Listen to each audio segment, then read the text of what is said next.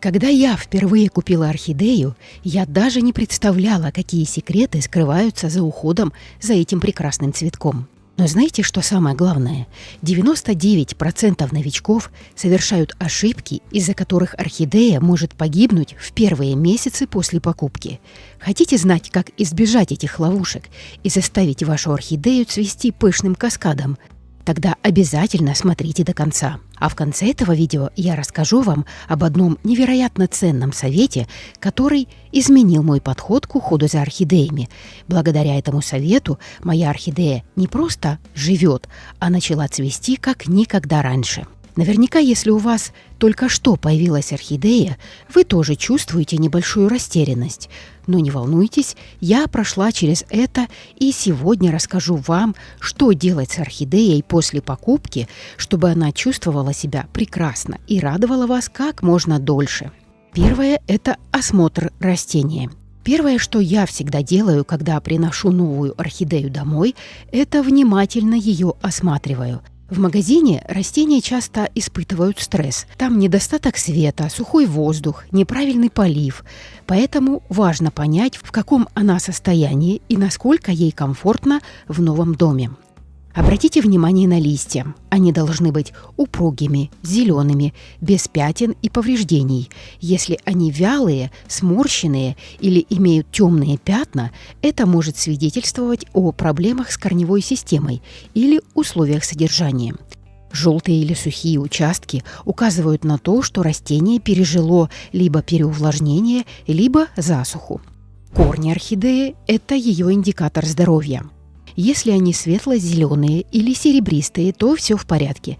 Растение получает достаточное количество влаги. Однако, если корни стали темными, мягкими или черными, это тревожный сигнал гниения. В этом случае необходимо срочно проверить состояние субстрата и при необходимости обрезать поврежденные корни, обработав срезы активированным углем или фунгицидом, например, фитоспорином или максимом. Еще один нюанс – это грунт. Орхидеи обычно продаются в легком субстрате из коры, который хорошо пропускает воздух и удерживает влагу в достаточном количестве.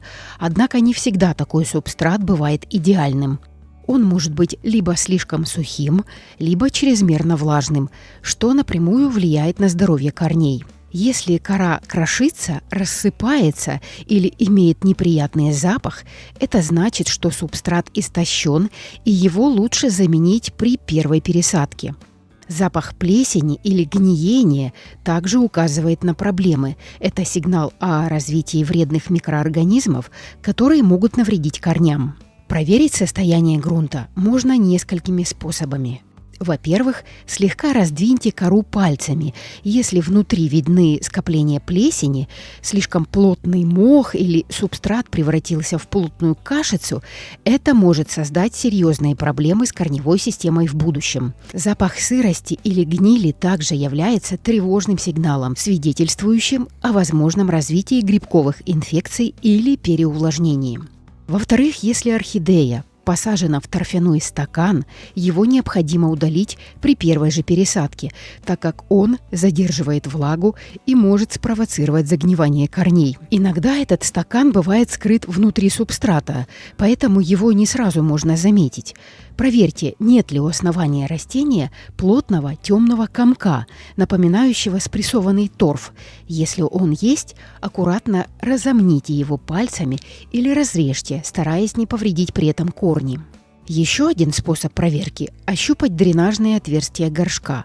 Если субстрат плотно забит и плохо пропускает воздух, это может привести к застою воды, а значит к риску гниения корней.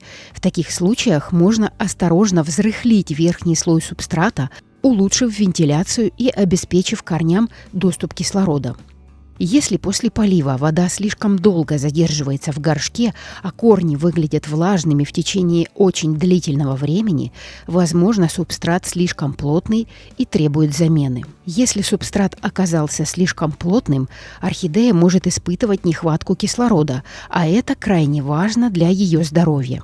В таком случае можно аккуратно приподнять верхний слой коры и слегка взрыхлить его, чтобы обеспечить лучшую вентиляцию. Также полезно добавить в субстрат кусочки древесного угля или перлита. Они помогут поддержать оптимальный уровень влажности и предотвратить развитие гнили.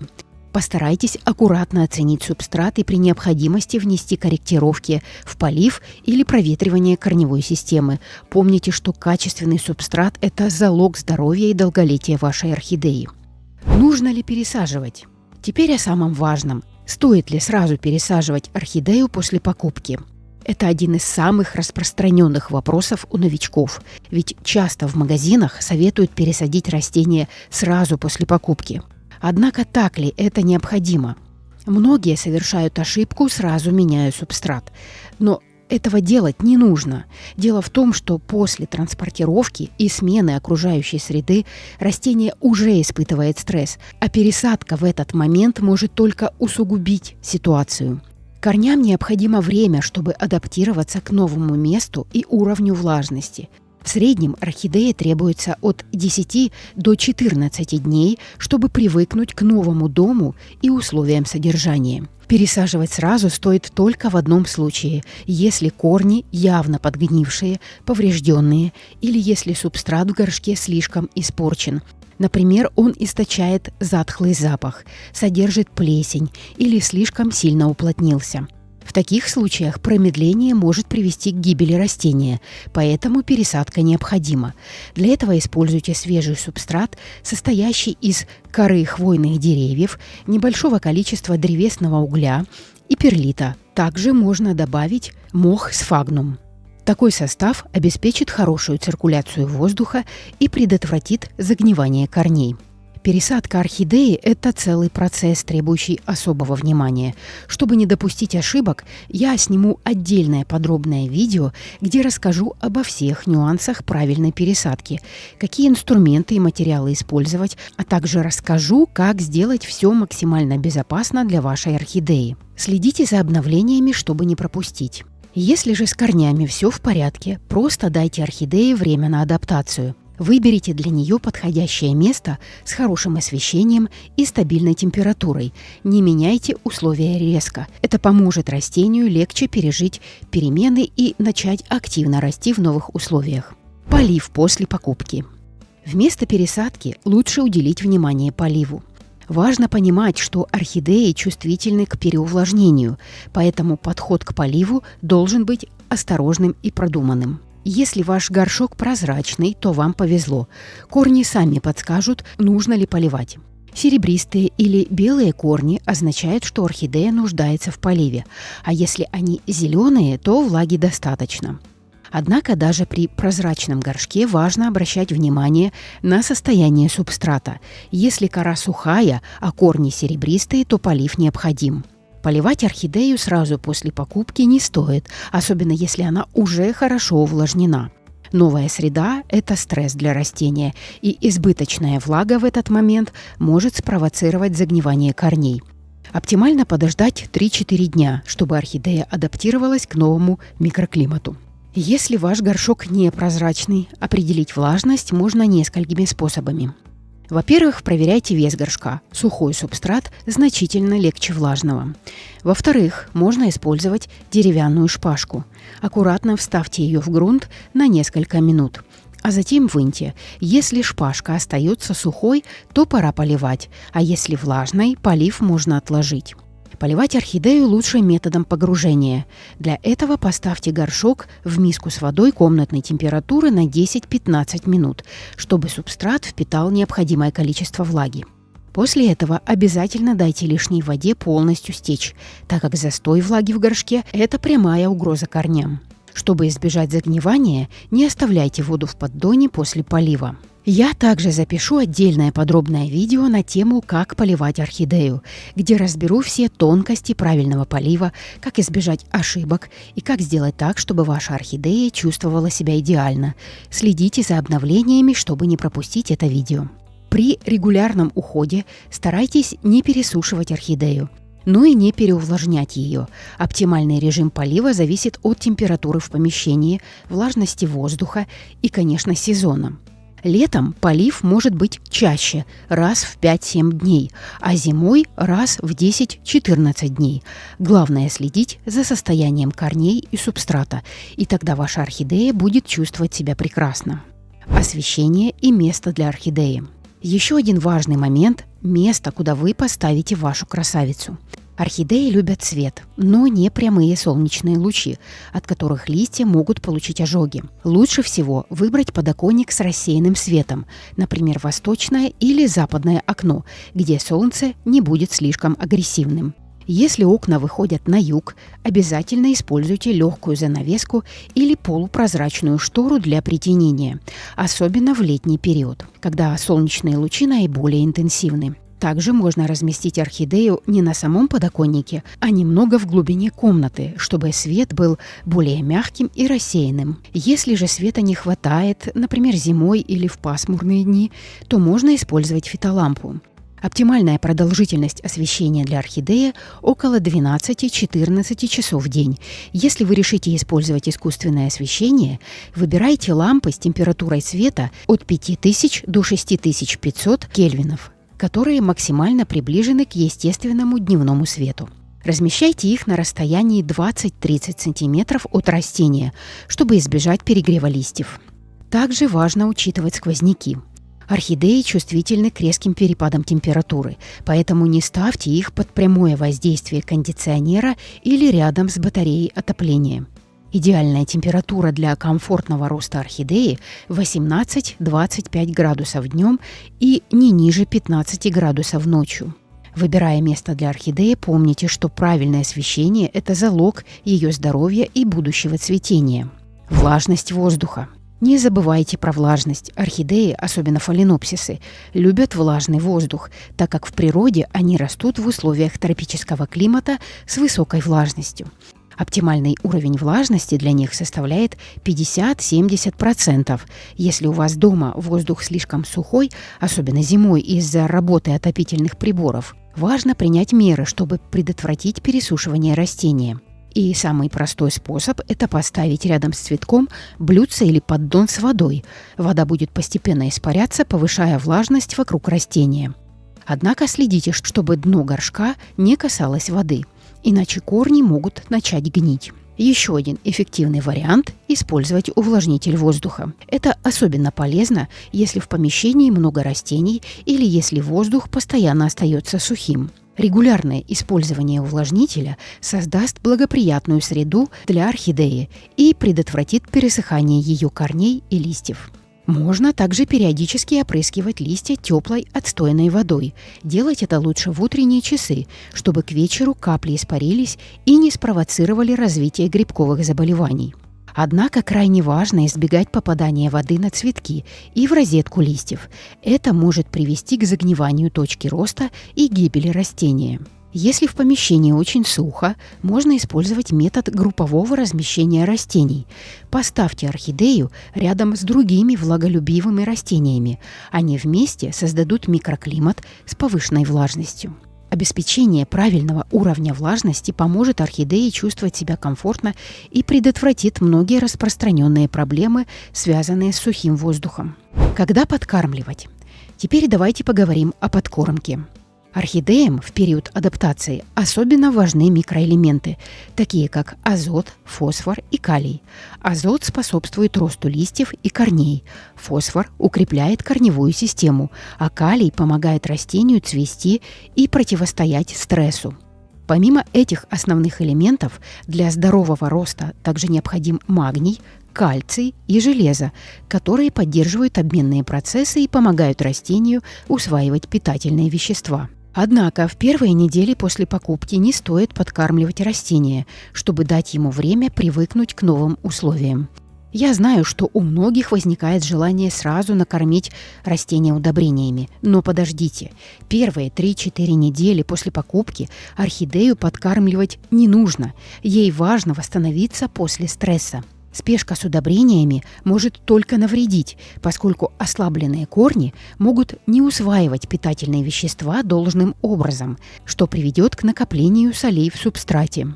Когда растение адаптируется, можно начинать подкормки, но важно делать это правильно. Используйте только специальные удобрения для орхидей, так как они имеют сбалансированный состав и не содержат избыточного количества солей. Разводите удобрения в половинной дозировке от указанной на упаковке и вносите раз в 2 недели. Лучшее время для подкормки – это после полива, когда корни увлажнены и готовы усваивать питательные вещества. Если орхидея цветет, то лучше использовать удобрения с повышенным содержанием калия и фосфора, так как эти элементы стимулируют цветение и укрепляют цветоносы. Хорошими вариантами являются Покон для орхидей и Компа, которые легко найти в продаже. Эти удобрения обеспечивают длительное цветение и укрепляют иммунитет растения. В период активного роста, обычно весной и летом, орхидее требуется больше азота для наращивания зеленой массы и корней. Подойдут удобрения Green Boom и Bona Forte для орхидей, а также Агрикол и Фаска, которые содержат сбалансированный комплекс питательных веществ. Эти удобрения помогают развивать крепкие листья и стимулируют образование новых корней. Для профилактики дефицита микроэлементов можно использовать Яра Фоликеа, которая содержит железо, магний и кальций, необходимое для здорового развития растения. Если орхидея ослаблена или пережила стресс, например, после пересадки, хорошим вариантом будет доктор Фолий – биостимулятор, который способствует быстрому восстановлению.